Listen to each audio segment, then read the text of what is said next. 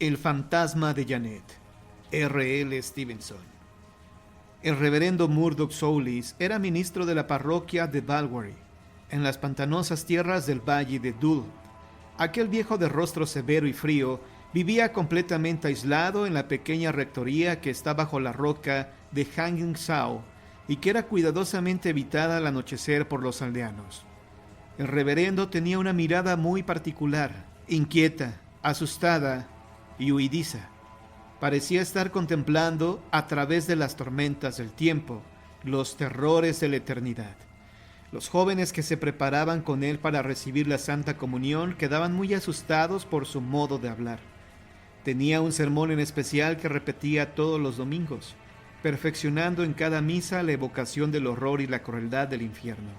Los niños sufrían convulsiones de miedo, y los viejos se mostraban más atemorizados de lo habitual. El temor a visitar la rectoría de noche se debía a un hecho en específico. La casa tenía 2 pisos, con 2 grandes habitaciones en cada uno de ellos. Su frente no daba directamente al jardín, sino a un sendero que se perdía entre los altos sauces que bordeaban la corriente de un río. Aquel tramo tenía una infame reputación en el pueblo. Sin embargo, el ministro se paseaba por ahí al anochecer profiriendo gemidos que entrecortaban sus silenciosas plegarias. Aquella atmósfera de horror que rodeaba de aquel modo a un sacerdote era motivo de asombro y chisme entre los forasteros. Muchos habitantes de la parroquia ignoraban los extraños acontecimientos que habían marcado el primer año de ministerio del señor Soulis. Los que sabían alguna cosa la callaban. Algunos de los más viejos se armaban de valor y narraba la extraña causa de la solitaria vida del reverendo. El señor ministro había llegado al pueblo hacía 50 años. Era muy educado y culto, pero sin la menor experiencia en materia de religión.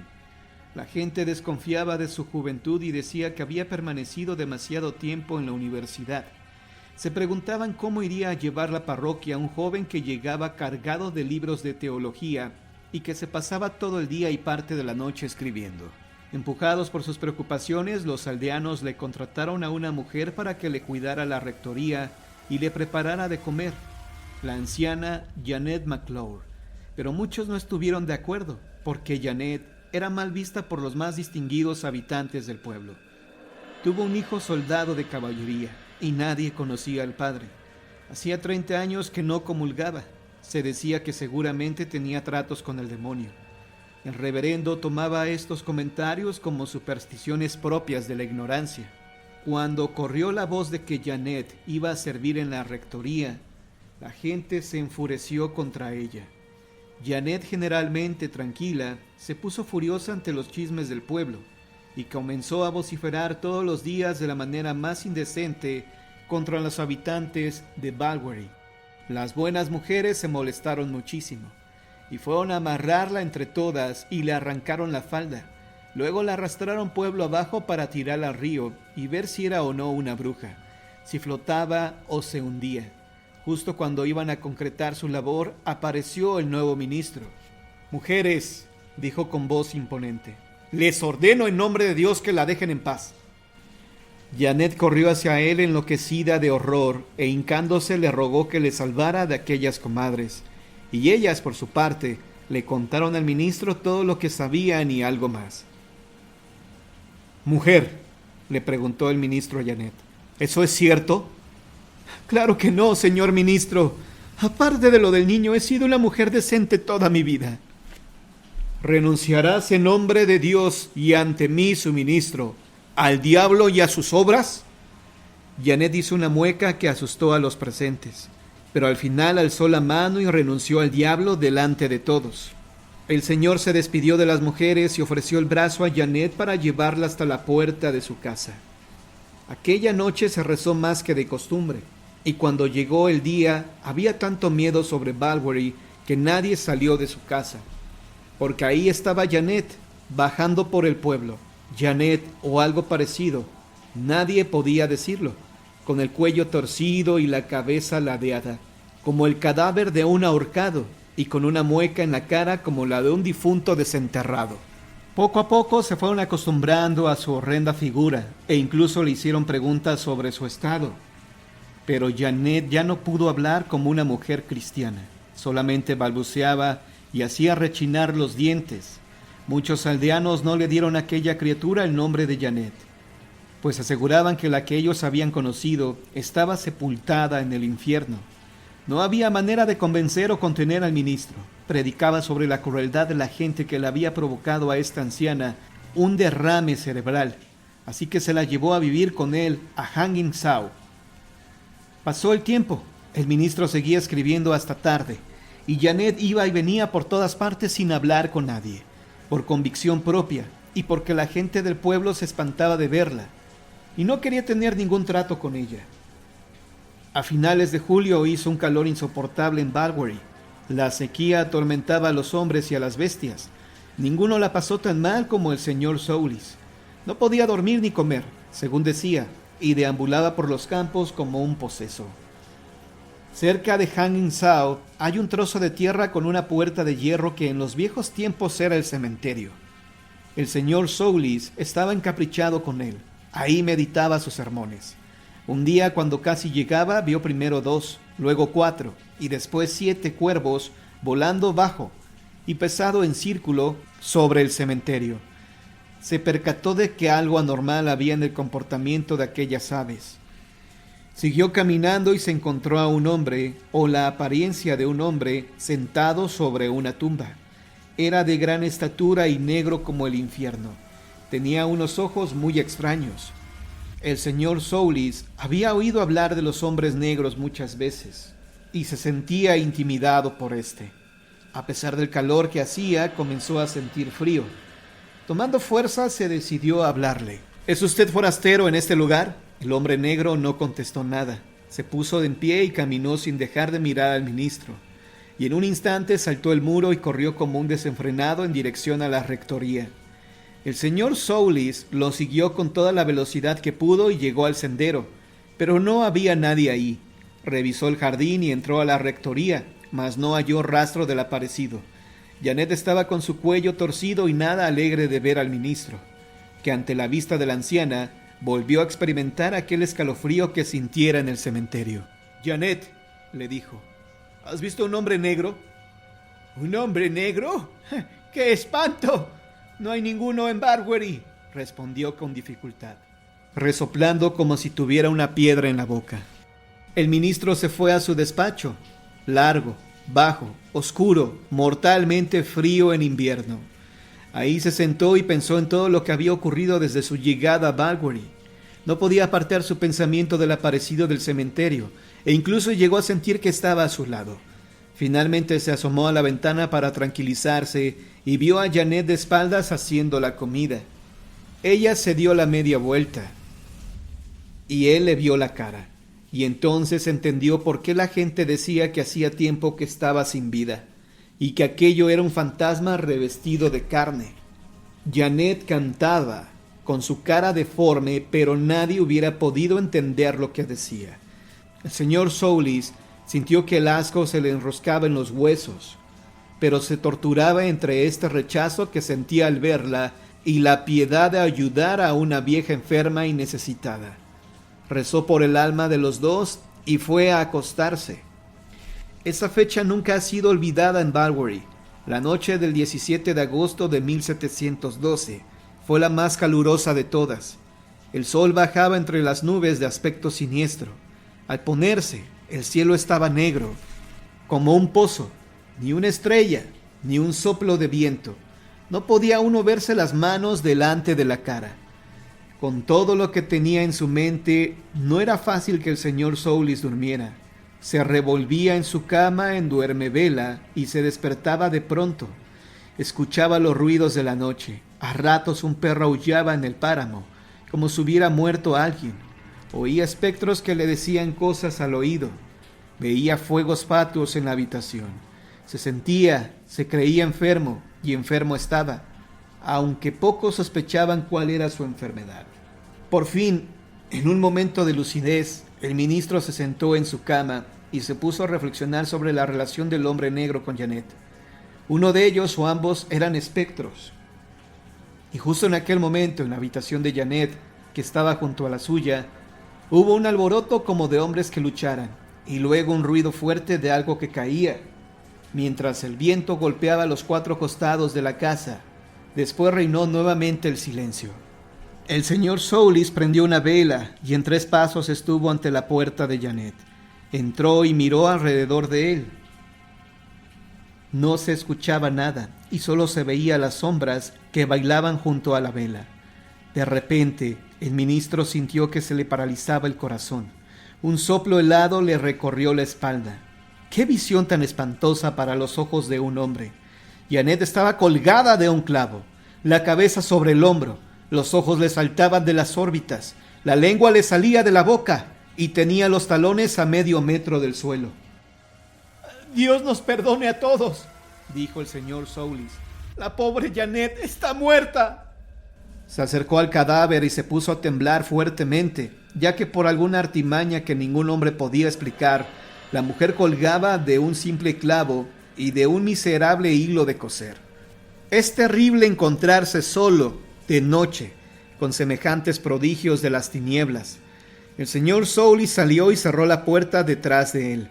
Estaba bañado en un sudor frío y no escuchaba otra cosa que no fueran los latidos de su corazón. Se quedó en la escalera tal vez 1 hora, quizá 2, inmóvil, hasta que oyó en el piso de arriba un rumor sordo y funesto. Unos pasos iban de un lado a otro por la habitación donde colgaba el cadáver. Subió un par de escalones y vio la puerta abierta. Le pareció como si el cadáver estuviera mirando por encima del barandal hacia donde él se encontraba. Tomó la vela y salió de la rectoría.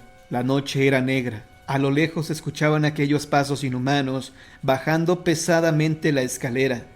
El señor Soulis conocía perfectamente las pisadas porque eran las de Janet, y mientras más se aproximaban, el frío le penetraba más hondo en las entrañas. Pudo oír una mano arañando la pared, como si el aterrador fantasma estuviera buscando a tientas el camino.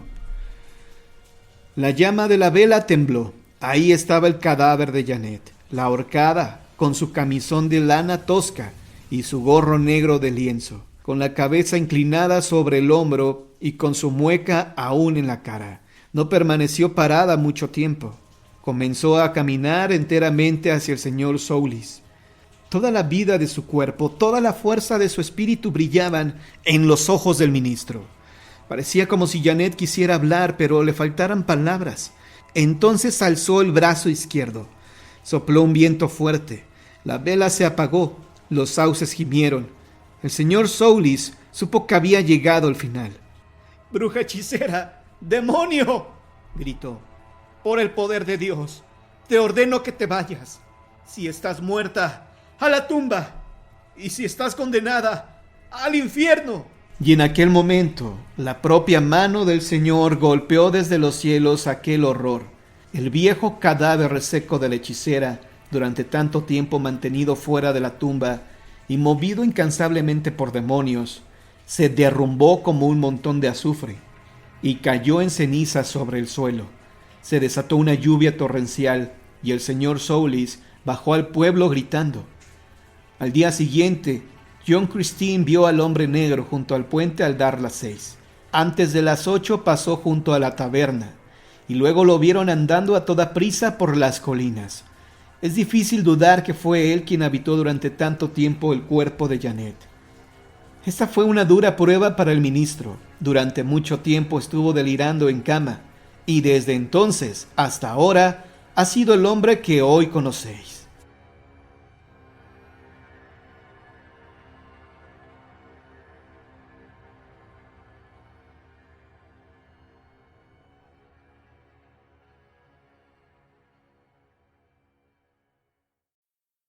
La bruja y el fantasma. Sir Walter Scott. El 8 de noviembre de 1576, Elizabeth Dunlop fue acusada de brujería y con la circunstancia agravante de maltratar a la gente con sus encantamientos. Las respuestas que dio en los interrogatorios que le hicieron los jueces tuvieron el siguiente carácter. Cuando se le preguntó qué arte utilizaba para decirle a las personas dónde se encontraban objetos perdidos, o para profetizar enfermedades, contestó que ella no tenía ningún conocimiento ni ciencia en esa materia.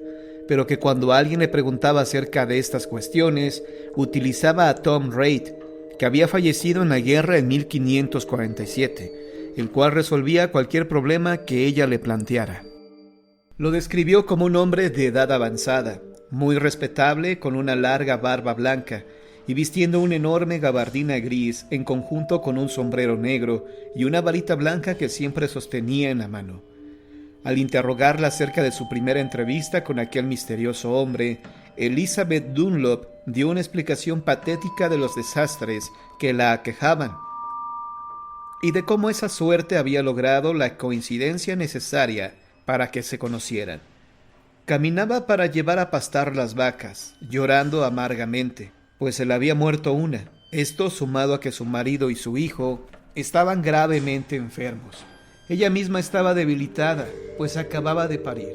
Fue en esa ocasión en que se encontró por primera vez con Tom Reid. «Elizabeth», dijo la aparición, «¿por qué te angustias y lloras tanto por cosas terrenales?» «¿Es que no son razones suficientes como para estar desconsolada?», le respondió Elizabeth. «Mi marido y mi hijo están a punto de morir. ¿Y acaso yo mismo fallezca? ¿Y acaso yo misma fallezca?» «Elizabeth», dijo en tono de advertencia el espíritu, «has hecho enojar a Dios por pedirle demasiadas cosas. Es recomendable que estés en paz con Él. Tengo que decirte que tu hijo morirá antes de que llegues a tu casa. 2 vacas más morirán también, pero tu marido se recobrará y se pondrá fuerte y sano». La mujer se sintió un poco reconfortada al enterarse de que su hombre lograría sobrevivir a la desgracia, pero un sentimiento de terror la invadió cuando vio alejarse a su fantasmal consejero y pasar por el agujero del muro del jardín, demasiado pequeño como para que un hombre vivo pudiera entrar por él. La segunda ocasión en que lo vio, él le dijo claramente cuál era su intención, y le prometió que si renegaba de la cristiandad y la fe recibida en el bautismo, la colmaría de objetos bellos y le daría todo lo que quisiera. Ella contestó que prefería morir masacrada bajo las patas de los caballos antes que renegar de la gracia divina. Se conformaría con recibir el consejo del fantasma en asuntos menores. El espíritu se marchó enojado. Después se le apareció en su hogar en pleno mediodía, cuando ella y su marido convivían con 3 sastres del pueblo. Sin embargo, nadie, excepto ella, percibía el fantasma del viejo guerrero. El espectro llamó a la mujer hasta un extremo de la casa para mostrarle la imagen de un grupo de 8 mujeres y 4 hombres. Los espíritus la saludaron y le dijeron: «Bienvenida seas, Elizabeth Dunlop. ¿Vendrás con nosotros?» Pero ella, siguiendo las instrucciones del viejo fantasma, se mantuvo callada.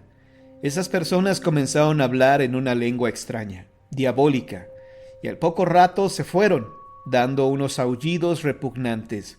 Tom Reid le explicó que aquellos eran los seres buenos, que habitaban en el país de los duendes, y que le estaban invitando a unirse a su corte. Elizabeth respondió que tenía que pensar bien las cosas, pues todo era muy raro. «¿Acaso no me veo yo saludable, bien vestido y alimentado?», preguntó el espíritu. «Sí», le dijo ella, pero debía reflexionar en que existía una obligación con su marido y los otros hijos que le quedaban. «Si ese es tu sentir, pocos beneficios tendrás de mí», amenazó el espíritu. Elizabeth Dunlop afirmó a la corte que el fantasma de Tom Reid la visitaba con frecuencia en su casa y en todas partes, ayudándola con sus consejos. Si alguien la consultaba acerca de la enfermedad de otras personas o del ganado, o de cómo recuperar objetos perdidos o robados, ella se lo preguntaba a Tom Reid, y éste le daba la respuesta exacta. También le enseñó cómo observar los efectos de los ungüentos que le daba para presagiar la recuperación o la muerte de los pacientes que la visitaban. Elizabeth dijo que el fantasma le daba hierbas de su propia mano, con las que pudo curar a algunos niños, los cuales estaban destinados a fallecer. Asimismo, salvó a una doncella, cuya enfermedad la hacía desmayarse 6 o 7 veces al día, pues Tom Reid le había dicho que era la sangre fría que le llegaba al corazón, y le preparó un bálsamo especial con mandrágora, belladona, nuez moscada, alas de murciélago y colas de rata. Con ese asqueroso brebaje se recuperó por completo. Pero otra señora que tenía gangrena en la pierna no se salvaría. Tom Reid había dicho que no se podía hacer nada por ella, pues la médula del hueso estaba muerta y la sangre corrompida. No había hechizo para ese mal, excepto un pacto con el diablo, pero eso tenía que hacerlo ella misma. Él no podía hacer nada. Todas esas consideraciones nos hacen pensar en el buen juicio del fantasma. Cuando dictaminaban algo sobre los objetos robados, se pudieran encontrar o no, siempre aseguraba una buena reputación a la profetisa Elizabeth Dunlop. La gente la buscaba para preguntarle todo tipo de cosas y pedirle raros medicamentos que ella debía preparar a medianoche, y algunos a la luz de la luna llena, en el cementerio. Así creció su fama, hasta que la ley puso su dura mirada sobre ella.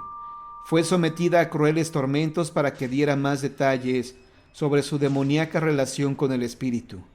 Elizabeth solo atinaba a decir que mientras vivió, Tom Reid fue conocido en esta tierra como el mayordomo del señor Blair, y después como valiente guerrero. Falleció en una batalla por salvar a su país. Esto lo sabía de cierto, pues Tom Reid le había dado recados para sus hijos y otros parientes, junto con pruebas incuestionables, para que ellos supieran que él, desde el más allá, la mandaba con los mensajes para que se redimieran ante la fuerza de Dios. Elizabeth dijo que el espíritu siempre se comportó de forma correcta, salvo al insistir en que la acompañara al país de los duendes.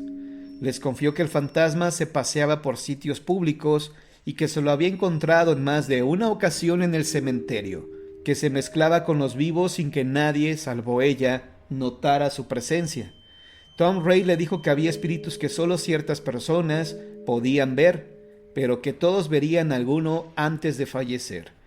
Al preguntar los jueces a Elizabeth Dunlop si podía explicar por qué solo ella podía ver el fantasma, respondió que era por aquello que les había explicado anteriormente. Luego recordó que el día de su último parto, una mujer maciza envuelta en un aire irreal había entrado en la cabaña y se había sentado al lado de su cama, para decirle con voz de ultratumba que su hijo fallecería y que su marido agonizante iba a mejorar. La visita había sido antes de conocer a Tom Reid, quien después le explicó que aquella persona era la reina de los duendes y que él se ocuparía de ella de ahora en adelante por mandato de su majestad. Tom Reid le pedía constantemente que la acompañara al país de los duendes, pero como ella se negaba, él le advertía que se arrepentiría. Después, Elizabeth Dunlop hizo una descripción de la horda fantasmal, que había conocido en sus visiones inducidas por abominables pócimas. Los jueces la condenaron por brujería y contacto con el diablo. Anotaron con temblorosas manos en el libro de registro: bruja convicta, condenada a ser quemada viva frente al pueblo.